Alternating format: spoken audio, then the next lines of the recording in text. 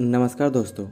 आज मैं सुनाने वाला हूँ मनोज नाम की एक गरीब किसान की कहानी, जिसकी खेती करके अच्छे से अपना दिन गुजर जाता था।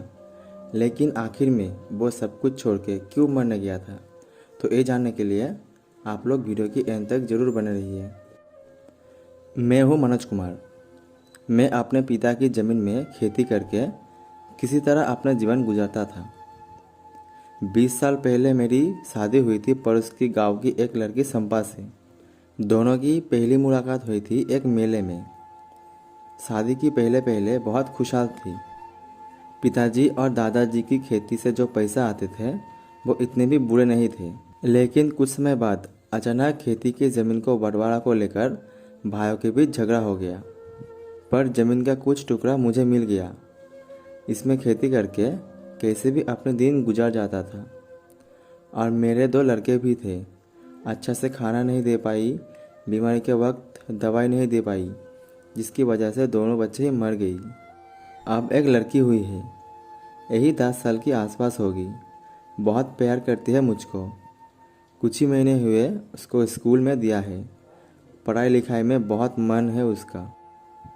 क्या आप जानती है, आप इतने पढ़ाई करके शहर में शीशे बंद ठंड कमरे में काम करके महीने की पैसा मिलता है, फिर भी आप लोग काम ज़्यादा पैसा कम बोल के नौकरी छोड़ देते हो। और हम किसके पास शिकायत करेंगे, प्रकृति को या सरकार को? हमारा मेहनत की कीमत कौन चुकाएगा? पूरी साल देखा गई सपने एक दिन की बारिश में धुल जाता है, और कुछ साल में तो बारिश ही नहीं होता था।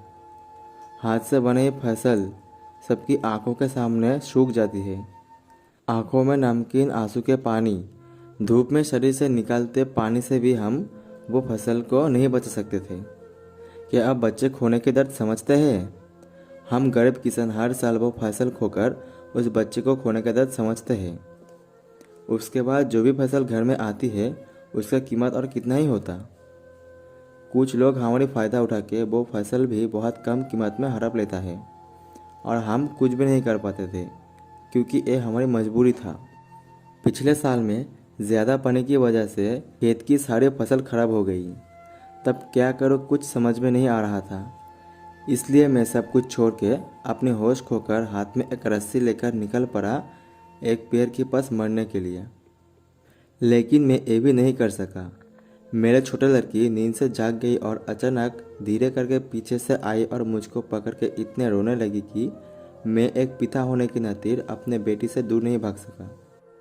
फिर मैंने उसके लिए एक नई लड़ाई शुरू की।